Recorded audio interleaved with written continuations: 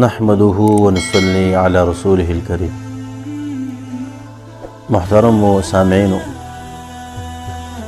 ما تاسو ته د امام ابو حنیفه رحمه الله متعلق یو واقعه ذکر کول غوښتله. امام ابو حنیفه رحمه الله دا یو لوی شخصیت، یو لوی انسان، نیک انسان، الله والا انسان تیر شوی دی چې د هغې هغه شان او شوکت د چا نه هغه پټ نه دی. الله پاک په دنیا کې چې کوم دی داسې ځلولی دی. په څلور مذاهبو کې د یو مذهب امام هم دی. امام ابو حنیفه رحمه الله تقوا او بزرګي د دې واقعې نه تاسو ته هم معلومېدی شي چې ده په یو مجوسي باندې قرض و. امام ابو حنیفه رحمه الله لاړو د هغې کور خواله چې هلته لاړو، په دې پیزار پسې داسې سا نجاسته او ګندګي نښتې وه. پیزار یې څنډو چې ویې څنډو هغه ګندګي هغه د مجوسي په هغه دیوال باندې ولګېدله.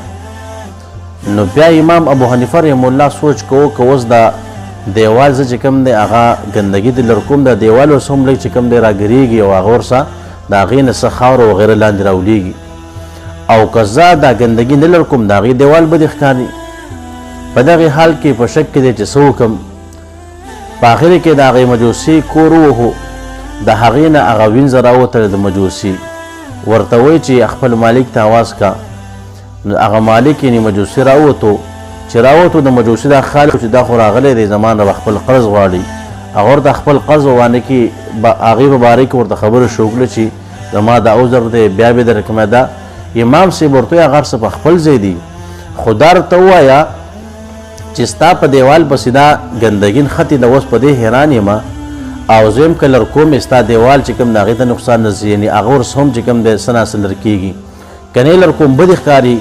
اوس به زه څه کوم؟ په دې غلطۍ کې راګیر شوی یم، ما ته علاج وښایه. چې هغه مجوسي دا د امام صاحب دا بزرګي او تقوا ولیدله او دومره احتیاط چې هغه خپل قرض نه غواړي، د قرض خبرې نه کوي، په دې وړه خبره کې هغه دومره احتیاط کوي.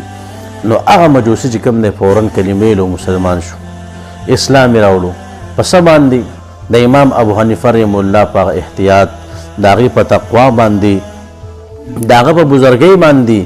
نو هغه چې کوم دی د هغې نه عبرت واخیستو، فوراً مسلمان شو.